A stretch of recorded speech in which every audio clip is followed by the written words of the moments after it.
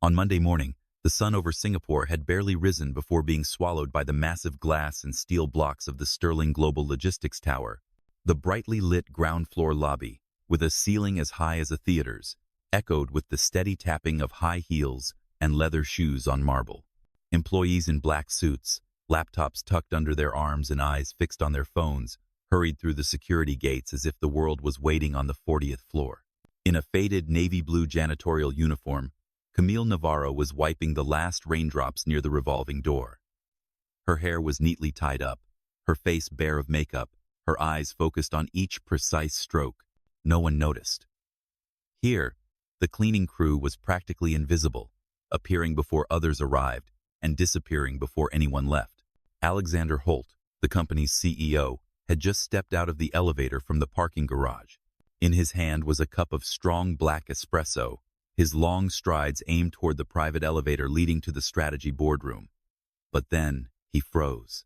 A voice rose from the direction of the digital directory in the corner of the lobby. It was in English.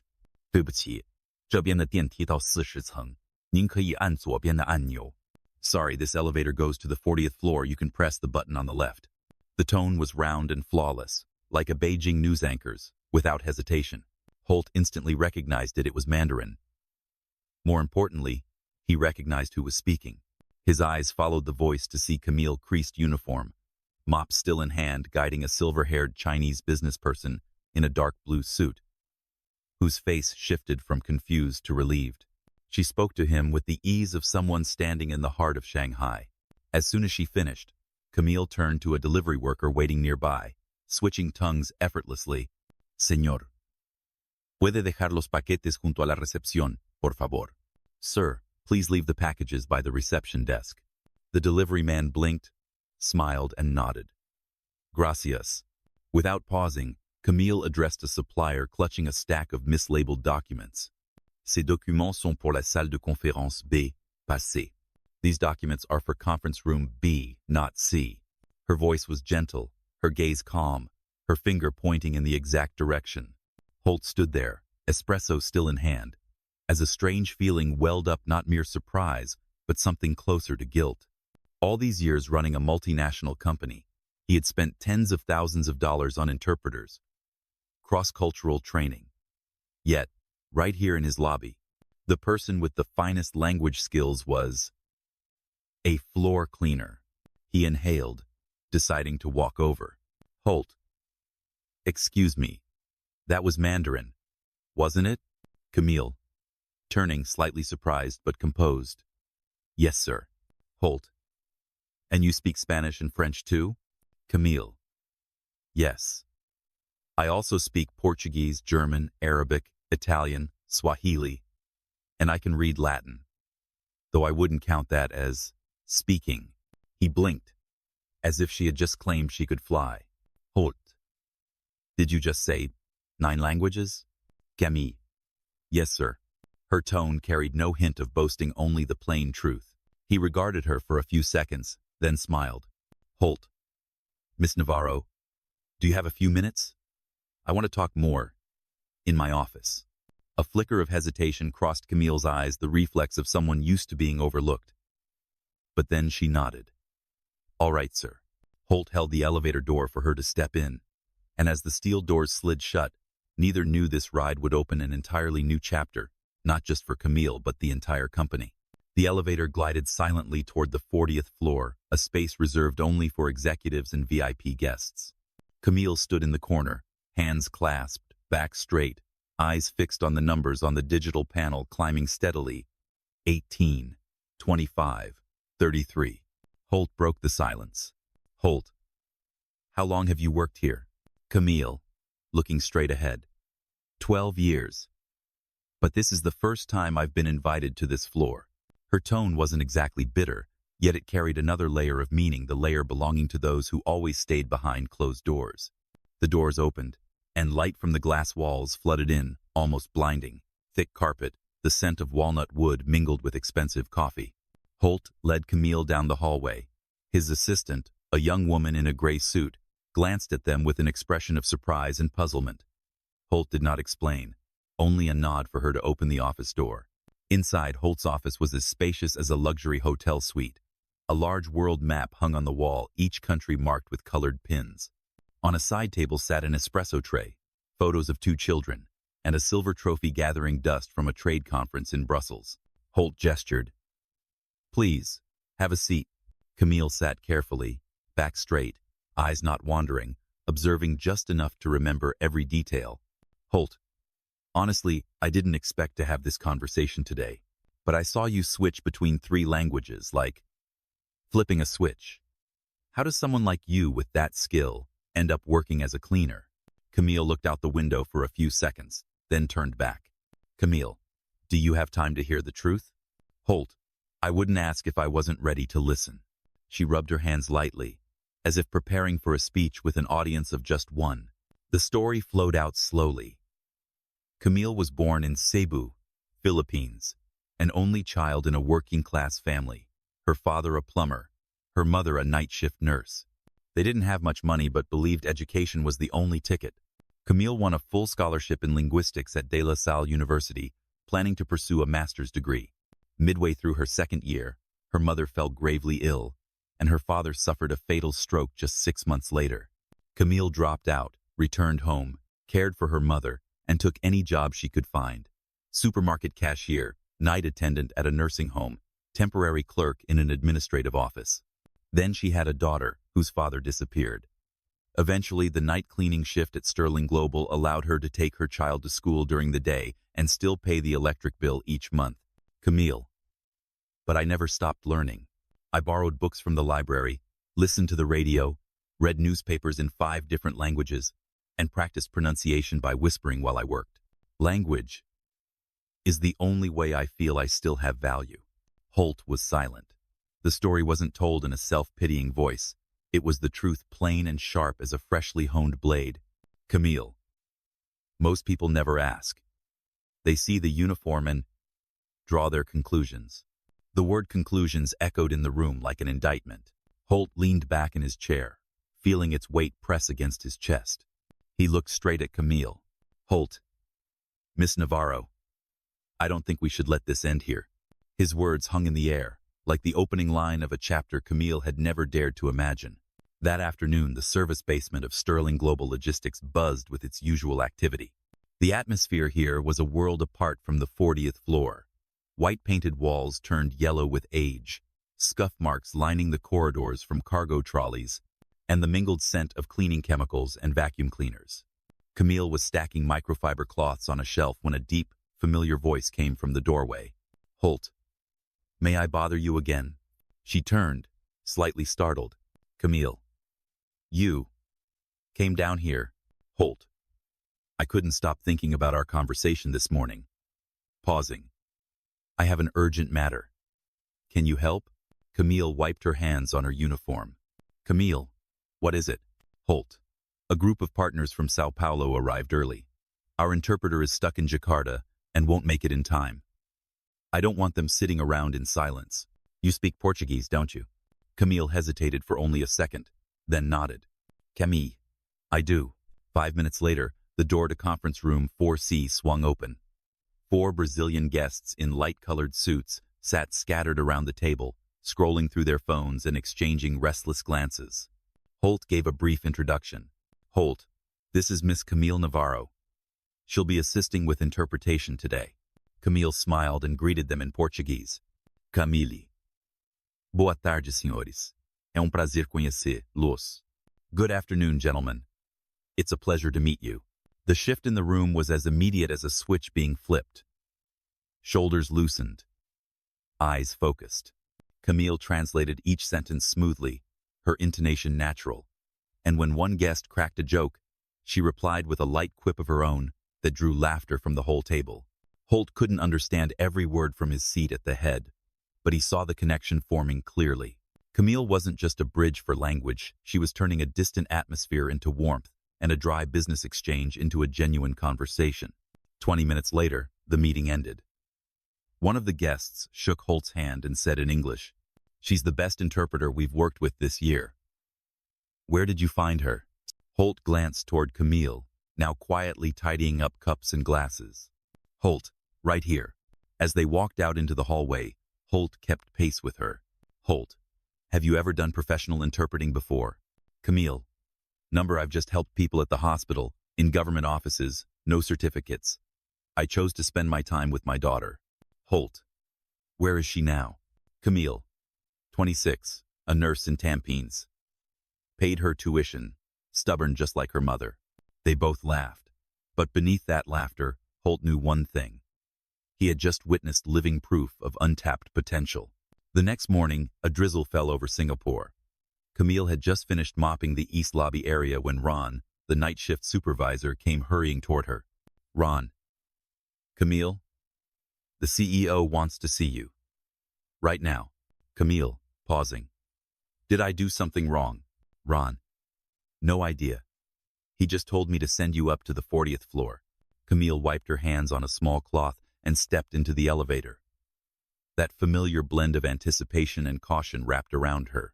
The 40th floor was as bright as ever, with thick carpet underfoot and air cool and crisp. Several employees glanced her way, some whispering to each other, but no one spoke directly. Alexander Holt was standing by the floor-to-ceiling window with a steaming cup of black coffee. He didn't turn around when he heard the door open. Holt. Come in. His voice low and steady. Camille stood near the desk, waiting for him to speak. Holt set down his cup and turned toward her. Holt. I've been thinking a lot about yesterday, about what you accomplished in just a few minutes, and I realized this company is wasting an incredibly valuable asset. Camille remained silent. She was too used to hearing promising openings that ended with polite rejection. Holt. I want to create a new position, something that's never existed at Sterling, International Cultural Liaison. Someone who handles all multilingual communications, builds cultural bridges with partners, reviews contracts, and manages international PR crises. You would work directly with me. Camille frowned slightly. Camille, you know I don't have a college degree, and I've never worked in an office, right? Holt moved closer to the desk, leaning on it lightly. Holt, I need someone who can solve problems, not someone with a perfect resume. You've already proven you can without saying a word, but by delivering results. Camille shifted back in her chair, eyes lowering slightly. Camille, I've never sat at a desk job. I don't even own the right clothes for that position. Holt smiled. Holt, I'll take care of that. HR will send you a clothing allowance. All you need to bring is yourself and the mind that taught itself 9 languages. Camille studied him for a long moment, searching for any sign of condescension or pity. But Holt's gaze held none of that, only determination. Camille, why me?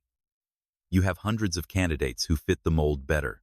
Holt, because I saw you solve 3 problems in 3 languages before 9 a.m., and I'm tired of watching talented people get overlooked just because they don't fit the mold. Silence filled the room. Camille took a deep breath, then nodded slowly. Camille, all right. Let's see what I can do. Holt extended his hand. She took it. It wasn't just a handshake, it was a commitment to altering the course of a life. The news that Camille Navarro, the night shift janitor, had been appointed International Cultural Liaison spread through Sterling Global Logistics in a single day, faster than the express elevator could reach the 40th floor. On the company's internal chat channels, messages popped up non-stop. Heard the cleaning lady is now in an international management office. Speaks 9 languages? Could be a CIA plant for all we know. At the reception desk, the front desk team whispered to each other. I saw her enter the private elevator with the CEO this morning. Looked calm, but not everyone was applauding. In the employee cafeteria, 2 marketing assistants sat close together, their voices low enough to be just audible. Employee 1. I've got a master's in international business, and I've been waiting 2 years for a promotion. And this woman was cleaning bathrooms last week. Employee 2. Maybe she's got something we don't know about? Employee 1. Yeah, like Holt wanting to make a statement. Elsewhere, a group of software engineers was more optimistic. If she can do it, we've got a shot too. No more climbing some invisible ladder step by step. Camille stepped into her new office on the 34th floor, a compact room with a walnut desk, a green potted plant, and a computer still wrapped in protective plastic. The window overlooked the port of Singapore, where dozens of massive steel cranes seemed to have their roots sunk into the sea. As the HR representative finished the handover, Camille asked, "Camille, can I keep my night shift uniform?" HR. 2. Wear when? Camille. Not to wear. To remind myself where I started. In the afternoon, Victor Lau, head of International, appeared at the door. No handshake, no smile. Victor. So you're the new one. Camille. That's what I hear. Victor. Ever worked in a corporate environment before? Camille. Only from the outside looking in. Victor dropped a thick stack of files onto her desk. Victor. Contracts from Dubai, reports from Italy, and a supply chain disruption in Sao Paulo. Think you can handle it? Camille, sitting upright. I'll need a few hours to go through them. But yes. Victor gave a slight nod and walked away without another word. Camille opened the first file. Taking a deep breath. Starting now, she knew that every move she made would be scrutinized 10 times more closely. And somewhere in this building, someone was hoping she would stumble. But Camille also knew they would be waiting a very long time. 3 days into her new role, Camille walked into the 28th floor conference room carrying a file with handwritten notes and underlines. In front of her sat the contract negotiation team for a Moroccan partnership, a deal stalled for over 3 months due to language barriers and cultural misunderstandings. When the interpreter began hesitating, flipping through pages for the correct term, Camille leaned forward and spoke softly. Camille, in Moroccan Arabic. Hello. I'm Camille. It's an honor to meet you today. The atmosphere shifted instantly. The partners' eyes lit up, and their posture straightened. They addressed Camille in their native tongue, the pace of their words picking up, their voices warmer than they had been in English. By the end of the meeting, the Moroccan delegation leader placed his hand over his chest, a traditional gesture of gratitude, and said, "No one has ever done this for us. This isn't just translation. It's respect." That afternoon, Holt summoned Camille to his office. Without many words, he showed her a stainless steel plaque that had just been mounted. Navarro Training Room. The place where all new employees would attend orientation and learn international communication skills. No press release, no champagne toast. Just a plaque, but to Camille, it carried the weight of a dozen public commendations. Back in her office, Camille found a plain white envelope on her desk with no sender's name. Inside was a handwritten note. I used to think I would always be invisible. But today, I stand taller because of you. Thank you. Camille sat still, letting her eyes leave, and returned to the words several times. She didn't cry, she didn't need to. In that moment, she knew she was reaching people who had once gone unseen. That night, passing the night shift break room, Camille saw a few janitors chatting. One of them turned to her, half joking, half serious. "Janitor. Navarro. I hear you're some kind of international boss now." Camille, smiling number. "I just traded a mop for a stack of files." But inside, she knew. Every new file and meeting was a battle to prove she wasn't just chosen but deserved to be here. On Thursday morning, an unusual alert appeared in Camille's internal inbox. Urgent meeting request. Summoned by Eleanor Cheng. Camille knew the name. Everyone in the company did. Eleanor, a board member with 25 years in the industry, was infamous for skinning senior candidates alive with her questions right at the table. The conference room on the 39th floor had glass walls but no outside view, giving it a stifling atmosphere. Eleanor was already seated, black blazer buttoned, and a thick personnel file was in front of her with Camille's name printed on the cover. Eleanor. "Sit down, Miss Navarro." Camille sat back straight. Eleanor. "I've reviewed your personnel file.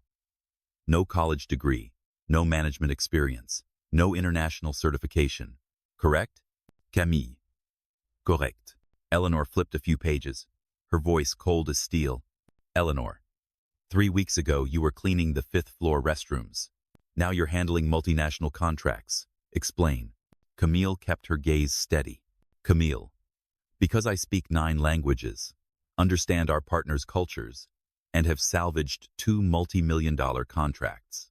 Last week, I also helped close the Brazil deal that legal is finalizing now. Eleanor leaned on her elbows. Eleanor. So you think this company should run on instinct and charm? Camille raised an eyebrow, lips tightening into a faint smile. Camille. No, ma'am. I think it should run on results. A pause. Eleanor blinked. Camille's first glimpse of her was taken aback. Camille. I don't need people to like me. I need to be useful. And I'm doing that. Eleanor closed the file and rose slowly. Eleanor. You're a gamble. Camille. My whole life has been a gamble. But I know how to win. Camille left the conference room and did not return to her office immediately. Instead, she stepped onto the 20th floor balcony, where she could see the vast port and Singapore's skyline. She had walked past this building with a mop and a bucket for years, nameless. Now everyone knew her name, and not all were happy about it. She pulled out her phone and called her daughter. Camille, just wanted to hear your voice. Daughter. You okay, Mom? Camille. I'm okay. I need to keep moving forward. When she hung up, Camille drew in a deep breath. They'd better be ready for a long fight to test her. The next morning, word of the showdown between Camille Navarro and Eleanor Cheng swept through every Sterling Global Logistics floor.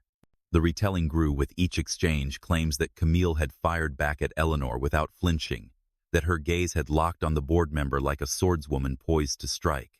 As Camille walked into the building, many eyes followed her. Some were curious, some wary, but a few gave her subtle nods, the quiet gesture of earned respect. At 9 a.m., Camille joined the International Liaison Team's conference room, laptop open, ready for a video call with the Munich office. No interpreter was needed. She spoke German fluently, adjusting her accent to match the partner's regional dialect. A meeting that usually dragged on due to misunderstandings ended nearly an hour ahead of schedule. Stepping into the hallway afterward, she noticed a handwritten message in black marker on the whiteboard outside her office door. We see you. No signature, no one claiming credit, but Camille knew it came from someone who believed she belonged here. In the days that followed, something shifted. Younger employees, interns, and even a few mid-level managers began seeking her out, not just for translation. A marketing intern asked her to review a presentation because you have a way of making people listen. A technical staff member came to her for advice on explaining a process to Japanese partners without causing them to lose face. She never acted above them. Instead, she sat beside them, listened, and offered guidance. Camille. Don't try to look smart. Try to look like you want to understand. That afternoon, Alexander Holt stopped by Camille's office, carrying 2 cups of coffee. Holt, I hear you're making waves. Camille. Good waves or bad? Holt. Around here, if there are waves, you're doing something right. They stood by the window looking out over the port. Holt. I'm thinking about launching a program to find hidden talent inside the company, people in places no one would expect, just like you. Want in? Camille smiled, her eyes lighting up. Camille. I've already started thinking about how. Camille knew the undercurrents in the company were still there. But now, she wasn't just bracing against them, she was learning to turn the waves into momentum. By the end of the month, Sterling Global Logistics officially launched a new program called Hidden Voices. An idea Camille had proposed and Holt had approved without hesitation. Its mission is to identify, train, and give employees with exceptional skills opportunities in overlooked roles. The launch event was held in the Grand Hall on the 10th floor. Senior managers, warehouse workers, drivers, maintenance staff, and cleaners sat in the audience, people who had never been invited to a company event. Holt took the stage, briefly introduced, and invited Camille up. She wore a beige blazer, her hair neatly pinned up, and walked out to scattered but curious applause. Camille didn't read from a prepared speech. She told her story from being a linguistics student in Cebu, dropping out when her parents fell ill, working 12 years on the night shift cleaning floors at Sterling, and the morning when everything changed by chance. Her voice was calm, but each sentence seemed to lodge itself in the listeners' minds. Camille. I was never just a janitor. I have always been a person who spoke 9 languages, understood many cultures, and was ready for an opportunity. Only no one saw me. The hall fell utterly silent. She looked straight at the rows of maintenance workers and drivers and said, Camille, if someone overlooks you because of your job title, remember your title does not define your value. Your skills and how you use them Do. This time, the applause was louder, longer. A few weeks later, Camille was invited to speak at the Asia-Pacific Logistics Leadership Conference in Kuala Lumpur. Before hundreds of industry leaders, she didn't frame her talk as just an inspiring story, but as a warning. Camille, talent doesn't wear a uniform. Intelligence doesn't need permission to exist. And greatness can walk right past you pushing a mop. As she left the hall, a young man approached, eyes red. Young man. My mom is a cleaner. She speaks 5 languages. I was ashamed to tell people about her. Until today. Camille placed a hand on his shoulder. Camille, never be ashamed of where you come from. Only be ashamed if you close your eyes to brilliance right before you. On the flight back to Singapore that night, Camille sat by the window, looking at the dark ocean. She knew Hidden Voices was only beginning, and that many more people like her were waiting to be seen. A few months after Hidden Voices launched, the name Camille Navarro had become a story passed from one person to another at Sterling Global Logistics. Not because she had gone from janitor to international manager, but because she never forgot where she started and never let anyone else forget it either. In the hallways, people who once avoided her now nodded in greeting. In the staff cafeteria, some who had been skeptical began to speak to her openly. She kept her night shift uniform in her office drawer, not to display it, but to remind herself and others of where the climb began. One Friday afternoon, Holt called Camille up to the 40th floor. He handed her an email that had just been sent company-wide. Subject: Congratulations, International Cultural Liaison. The content was brief but precise, introducing Camille's role, her accomplishments, and the value she brought. There was no hint of charity case or PR stunt, only the rightful acknowledgement of someone who was the best at her job. By Monday, something unexpected happened. Outside the newly named Navarro room, a whiteboard stood with a single line written on it. Greatness doesn't always come in a suit. The writer didn't sign their name, but Camille knew the message wasn't just for her. It was for anyone who had ever felt overlooked. Beyond the company, Camille's story began circulating on professional forums and at HR panel discussions. Other businesses reached out to Holt to learn about the Hidden Voices model. Camille realized that what she was doing no longer lived within the 4 glass walls of Sterling. It was traveling farther, opening doors for others. One late afternoon, after the hall had emptied, Camille stood alone in the Navarro room, hand resting on the nameplate mounted to the wall. In the faint reflection of the glass, she saw herself from 12 years ago, mop in hand, eyes fixed on the floor. She smiled not from pride but from understanding. I brought myself here, which made the difference. Camille's final message offered to anyone who had ever been underestimated. Don't let anyone define your worth by the job you have or the clothes you wear.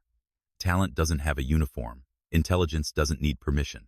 And if someone invites you to the table, bring a few extra chairs for those who haven't yet been seen.